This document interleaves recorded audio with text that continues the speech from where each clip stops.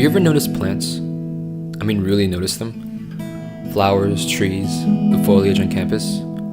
It's amazing they all came from almost nothing, but have grown into something beautiful.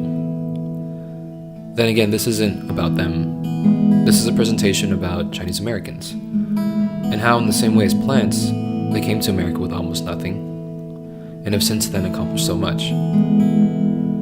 And just like plants, I guess we'll call this segment Blossom.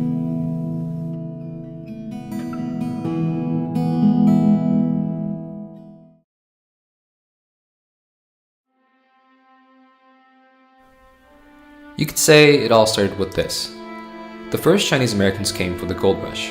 They wanted to make a fortune, plain and simple. In 1848, there were 325 of them. Each year after that, about the same number came.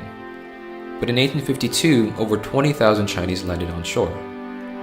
The Chinese were centered around San Francisco.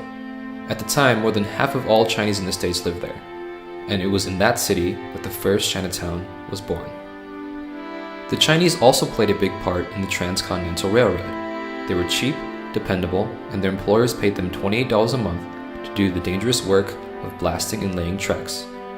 At first, people thought that they were too small and too weak to get the job done, but Charles Crocker, an executive of the Central Pacific Railroad, said, "Well, they built the Great Wall, didn't they?" Initially, Chinese people were received pretty well.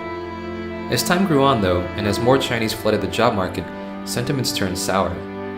In 1862, 88 Chinese were reported murdered, but they continued to press on and increase their population. Eventually, the US had had enough and passed the Naturalization Act of 1870, which barred all non-whites and non-blacks from entering the States. Also, in 1882, the Chinese Exclusion Act was passed and restricted Chinese immigration specifically for the next 10 years. This made the ratio of Chinese male to female even more skewed. In 1890, there were 27 Chinese guys to every one Chinese girl. That same year, the population peaked at 100,000 and stopped, and then began to decline.